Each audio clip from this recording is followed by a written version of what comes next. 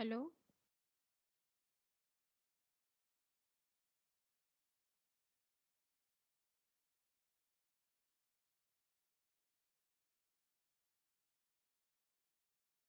Hello.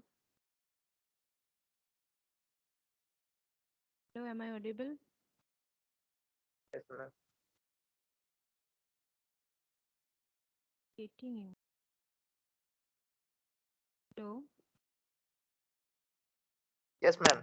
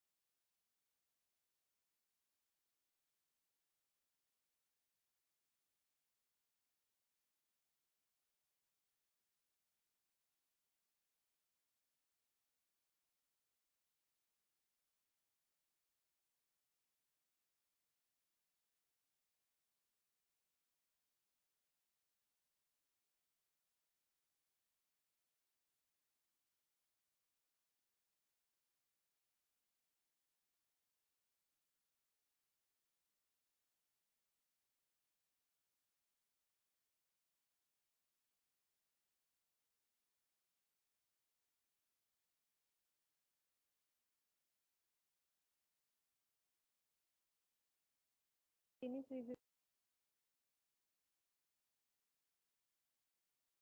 the screen is visible for you? Yes, ma'am. I think there is some tech not getting you. Please write down in the chat box. Okay.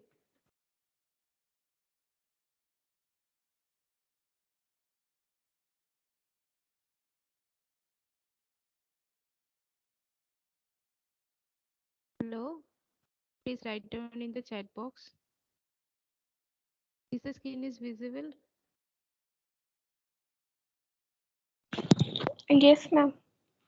Okay. Now the voice. Okay. So our today's topic is that dynamic method dispatch. Okay. I have just explained you the basic concept in your the main concept of associated concept of okay, and that runtime guiding point. Hello madam, hello. Hello. আপনার sound ma'am ঠিকঠাক আসছে না, অনেক আস্তে আসছে একদম। Madam আপনি অডিওটা ঠিকঠাক আসছে না ম্যাডাম, কেটে কেটে যাচ্ছে। Okay, দাঁড়াও কি প্রবলেম হচ্ছে আমি let me join and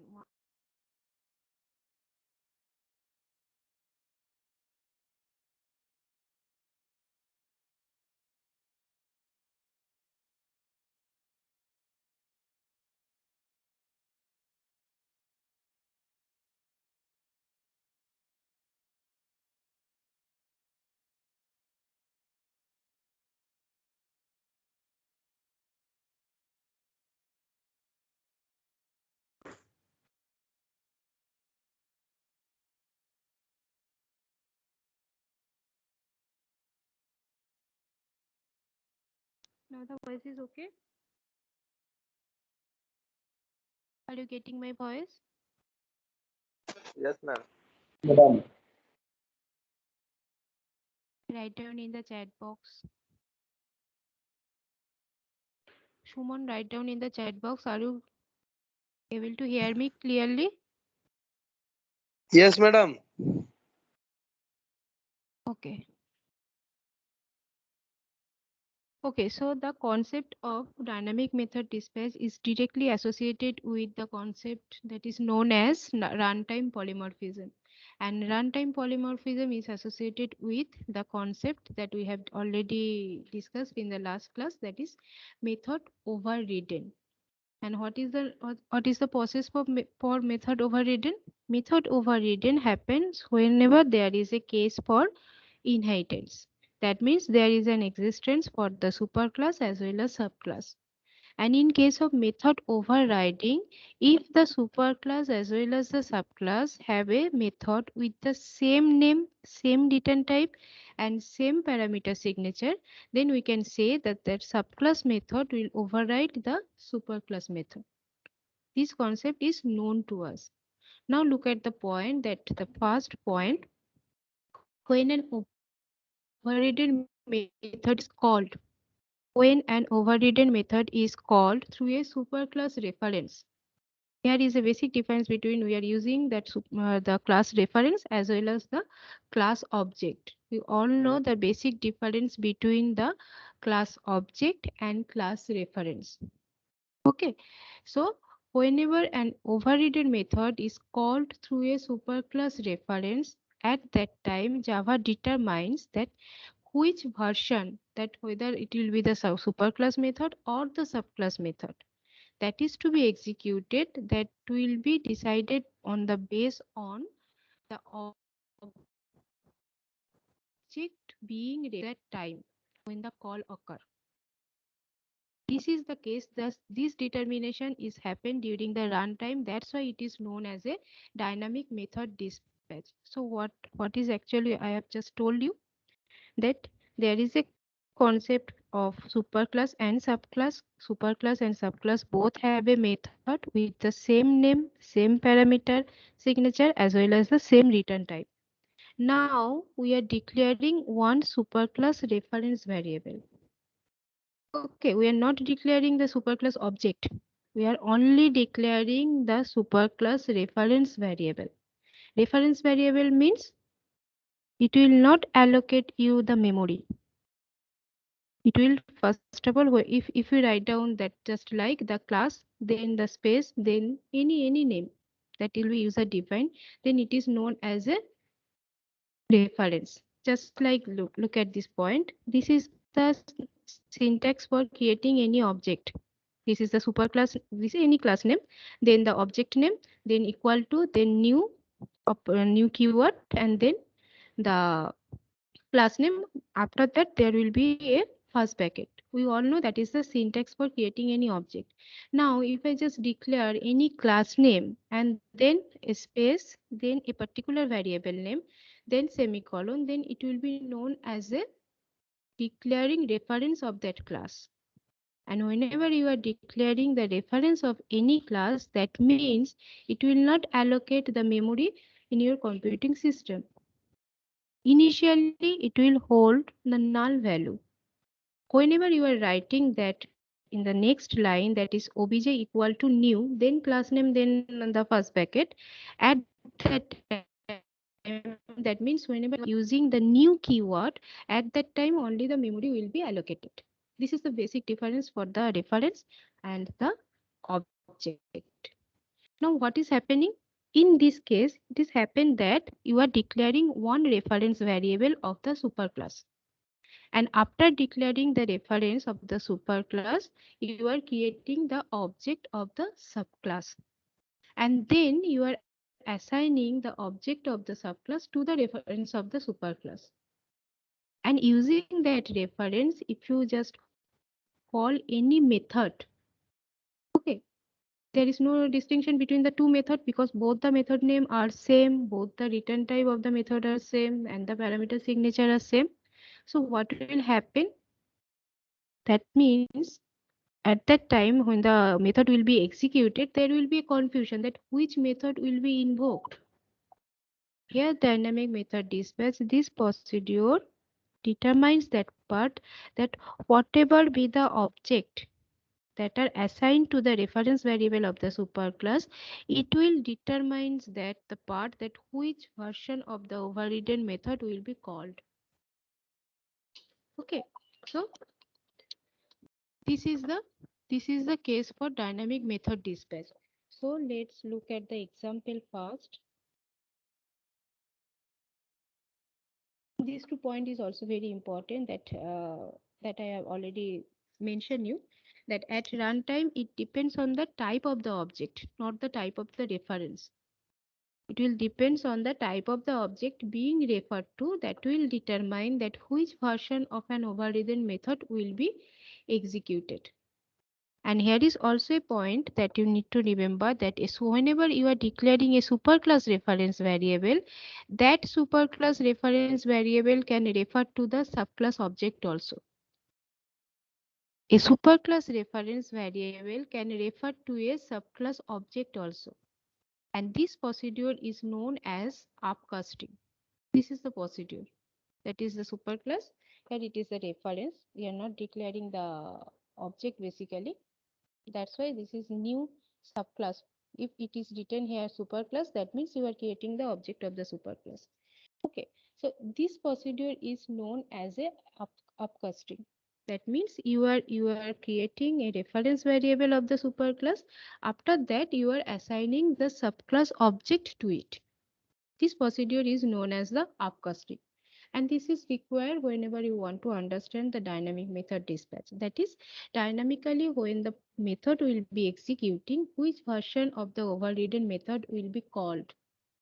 And I am just mention it repeatedly, that it is the type of the object that is being referred to. It will determine that which version of the method will be executing. Okay, this is not the case for the reference variable. Now look at the example.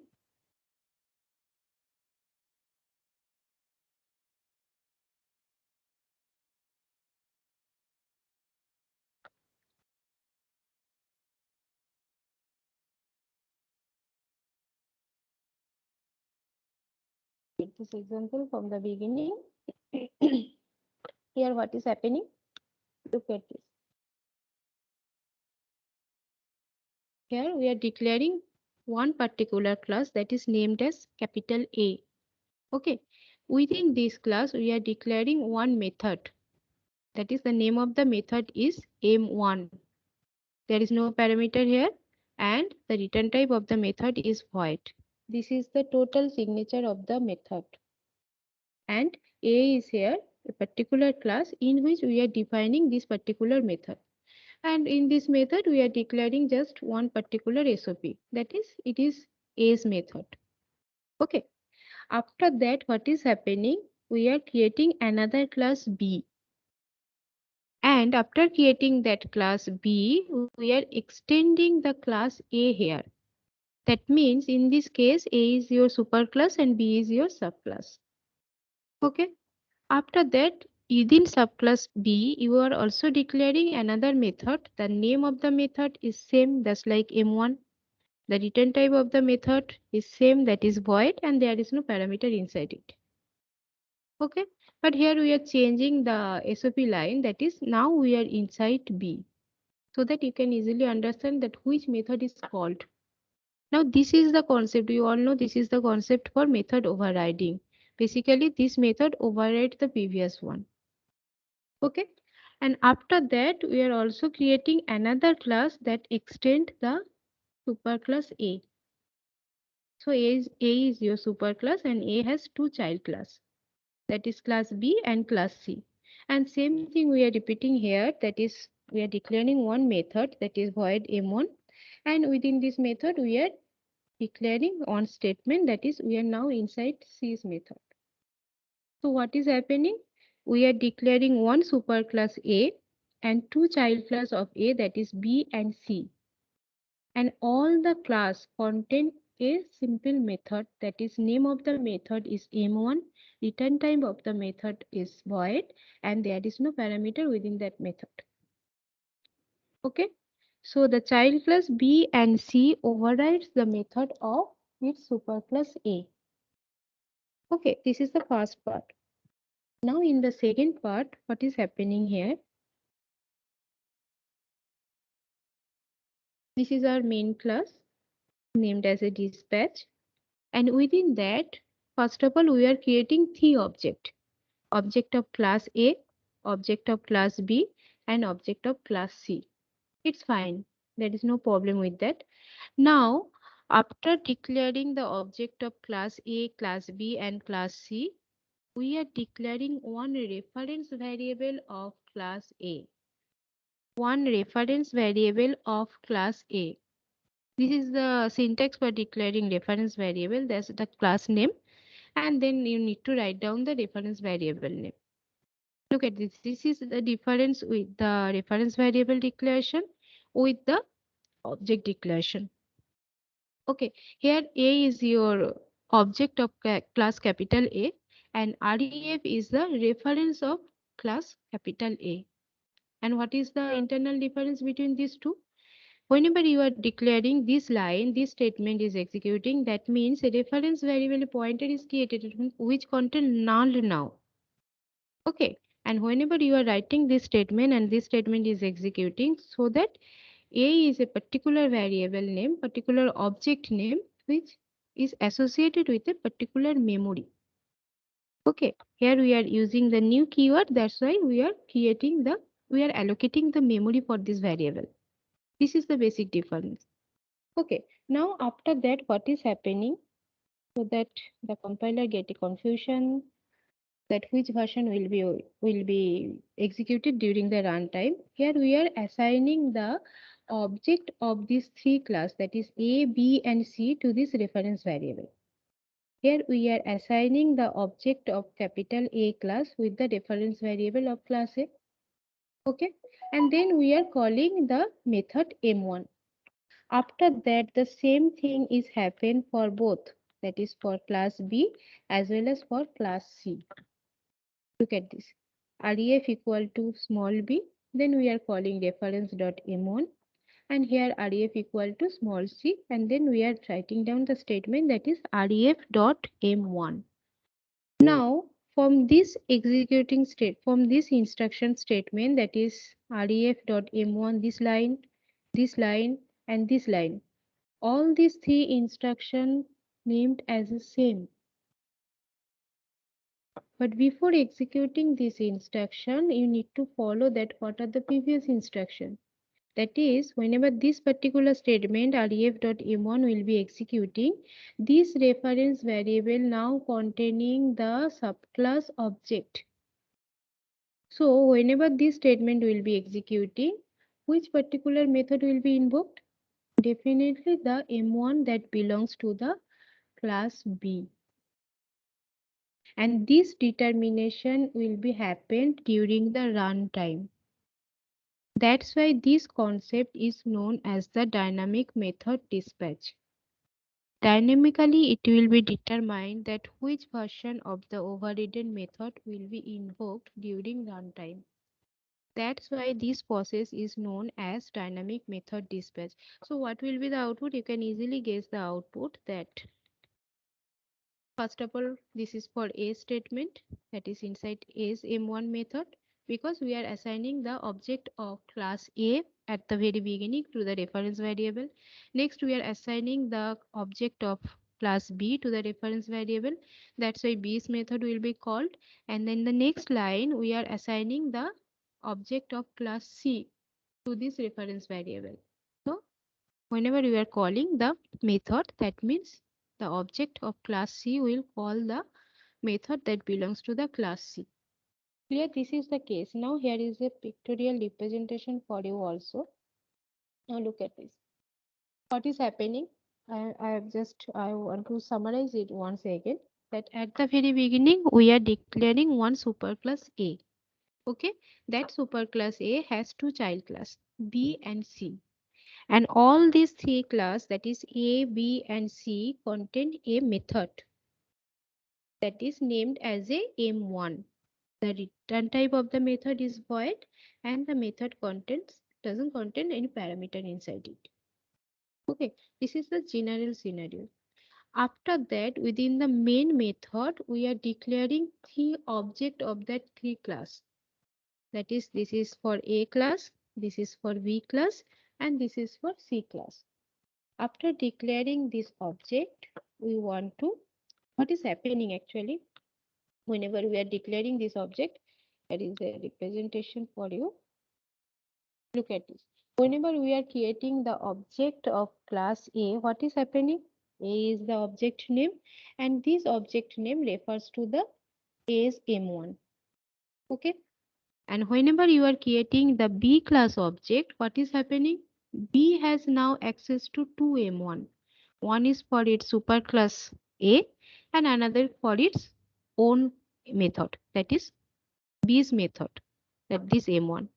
Okay, so B has two copy of M1, one for its superclass and one for it itself. Yeah, one for its own method. Okay, and whenever we are creating the object for class C, what is happening? Here is also C contains as the C inherit the class A. So C will also contain two version of the method, that is one for its own M1 method and another for its method that belongs to the class A. Okay, this is the pictorial representation whenever you are creating the object of these three classes. Okay, A, B, and C. Next, what is happening? In the next stage, you have to declare the reference variable. So, whenever you are declaring the reference variable, you need to write down that is A space ref. This reference variable is name is user defined. You can write down any name here. Okay, just like the object name. So what is happening whenever you are declaring this particular statement? It means that reference is a ref is a variable which type is capital A class A and it contains now null value. Okay, and technically we all know the meaning of null means the information is not available right now. Okay, so after creating this reference variable, what you have to do?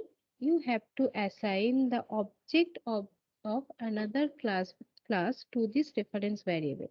It may be the same class or the subclass. Here the same class reference variable, this particular line, these two line basically, this reference ref equal to A and ref dot m1.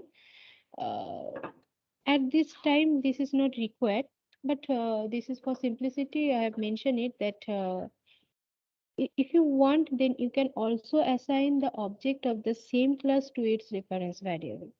Okay, so whenever you will call this, so at that time, in the runtime, it will be executing that this particular method that belongs to class A will be called because you are assigning the same class object here. Okay, now the main challenge that comes to this part. Now look at this. Whenever you are assigning A, whenever just you are assigning A, what is happening? You are assigning A to the reference variable and A belongs to a particular M1 method. So whenever you are calling this M1 method, there is no confusion. This method will be called. Confusion will arise for B and C because both B and C, these two objects contain two versions of M1 method. One for superclass and one for the class itself. Okay, so at that time, whenever you are creating the reference variable of class A and you are assigning the object of subclass B to this reference variable of the superclass, what will happen? These two method is available right now, available to you right now. But at that time, the object of that class will determine that which version of that method will be called, and it is nothing but the same class method. Okay, that's why the superclass method will not be called during this time because you are assigning the object B right now to the reference variable. So this method, this second method, that means the class B M1 method will be called. Okay, look at this part.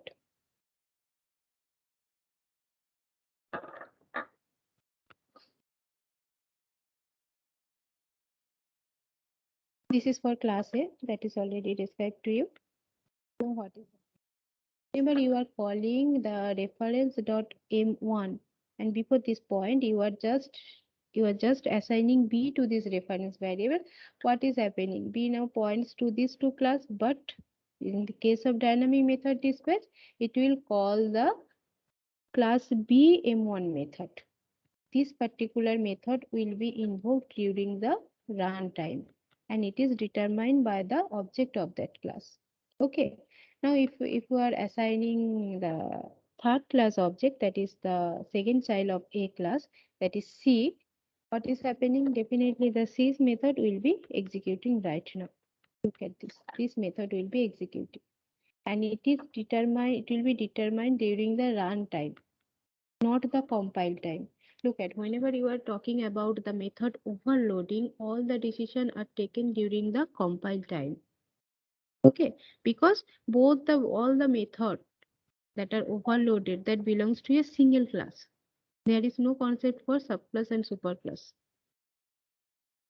Okay, but if this is the concept for subclass and superclass, then the concept is also restricted with that part, that all the method must be with the same name, same return type, and same parameter signature. So this point is bounded to the method overriding. And whenever this is the case, I am repeating you again that this part will be determined only during the runtime. That's why it is known as a runtime polymorphism. And why it is called polymorphism? Because we are providing a single interface. The interface name is here M1 method. But look at that part, that whenever you are executing the M1 method, the SOP of each and every M1 method are different. That's why polymorphism reveals the fact the polymorphism means single interface, multiple tasks. Using the same interface, you can provide a different message here. That is inside A, inside B, inside C. Okay. You can do it for your own application. You can do it according to the several application that is required by the client. But the concept is you need to provide the same interface. Okay. And you need to provide different activities. Here the activities is showing different message. Okay. So this is the case for dynamic method dispatch. Okay, and one more thing that you need to remember, that this runtime polymorphism, it cannot be achieved for the data members. It only achieved for the method. Okay, because there is a concept for method overriding. That means we are declaring same method in the subclass as well as the superclass. So any confusion for the dynamic method dispatch? Any confusion?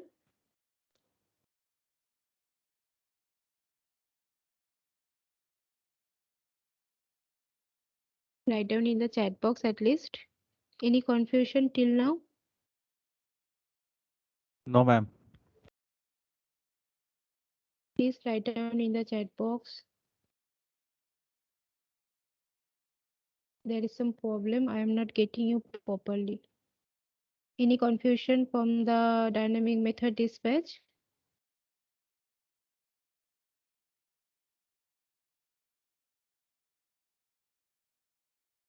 Hello? Okay. And one more thing, I just want to repeat you that this is related to the inheritance, that whenever you want to prevent any class from being inherit, okay, there is a keyword that is known as a final.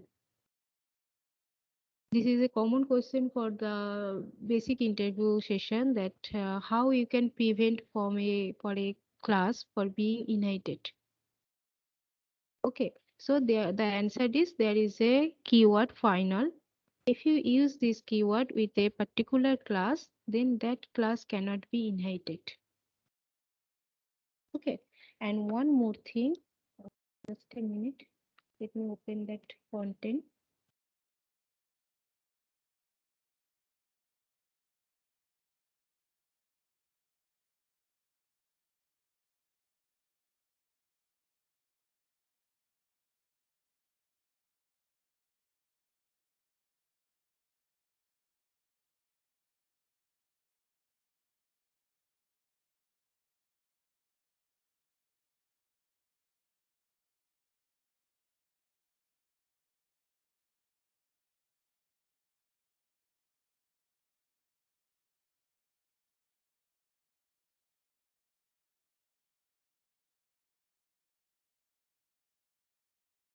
The screen is visible to you?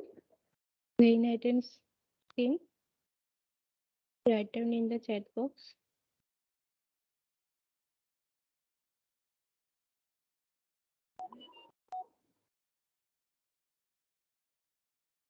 The screen for inheritance is visible to you? No, madam.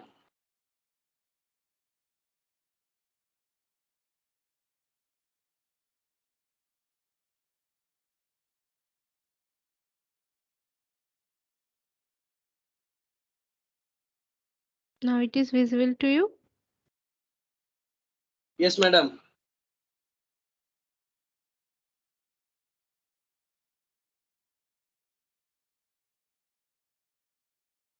The screen is visible to you? Write down in the chat box. I'm not getting you. Yes, madam.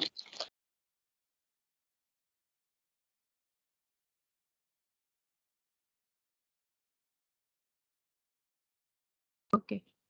So the concept is that is directly associated with type of the inheritance. That is, in your previous lab class, I have explained you that there are several type of inheritance. Okay. That is single level, multi-level, hybrid, and multiple also. Okay, multiple inheritance, this concept, it is also a common question for Java, that is there is a possibility that Java support multiple inheritance? The answer will be no. You can directly handle multiple inheritance just like the class, just like the concept of inheritance. Okay, that means by extend keyword. Okay, first of all, I will let you show that what is the concept for multiple inheritance. Look at this figure. This is the case for multiple inheritance. Multiple inheritance means for a single subclass, there will be two superclass. At least there will be two superclass. Here class A and class B both are the superclass and class C is your subclass. If this is the case, so you can say it is the concept for multiple inheritance. Because multiple classes are inherited by the class C. More than one class is inherited by the class C. So this is the concept for multiple inheritance. Now this cannot be handled directly by Java. This is a very famous question from Java, that is there is a possibility that Java support multiple inheritance? From the beginners level, its answer is no. Java doesn't support multiple inheritance, but you can implement the concept of multiple inheritance with the concept of interface. With the concept of interface that we will discuss in the next session, that is what is interface. But before getting on to the interface, we need to know about the abstract class, abstract method. Okay, because interface is a fully abstract class. So let me drop this topic right now. Now my question is why multiple inheritance is not supported by Java? For that question, you need to follow this example.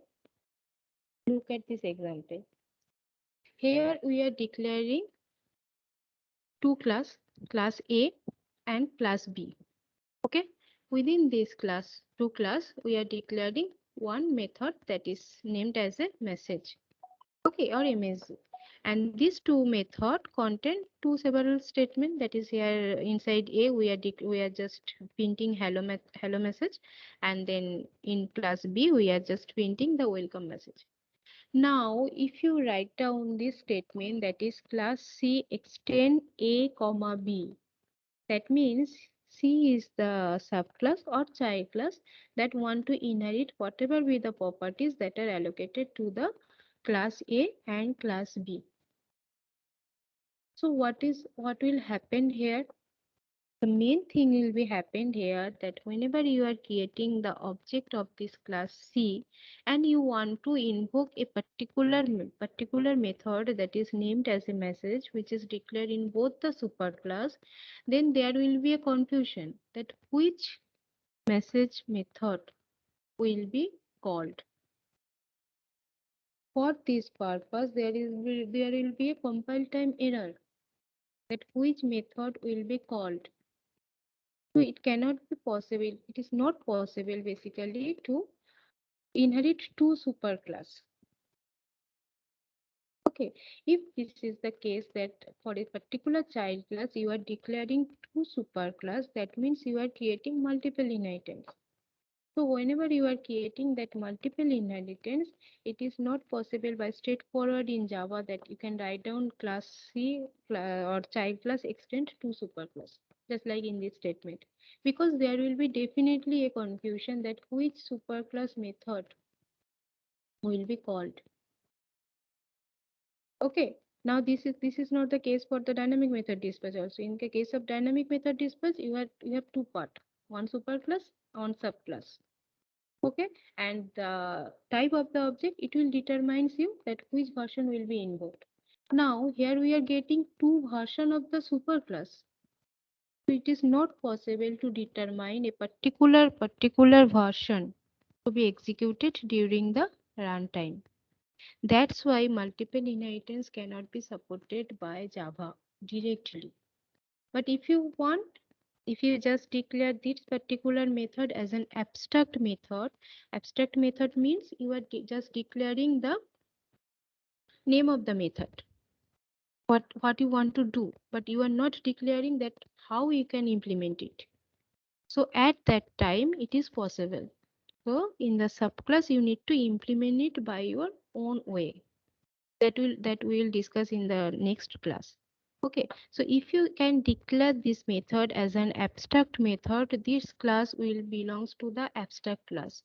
And whenever we are getting a fully abstract class, that will be related to another concept that is known as an interface. So if you are able to declare the interface, so at that time you will be able to execute the concept for multiple inheritance. So the question that is multiple inheritance is possible by Java, straightforward, cannot be implemented, but using the concept of interface, you can be able to implement the concept of multiple inheritance. Okay, so that will be the answer, and this part we will discuss in the next class.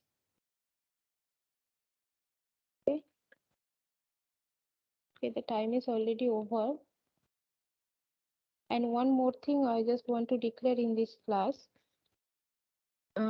you need to submit all your assignment. Okay, I have already extended the date to 28, but before that date, please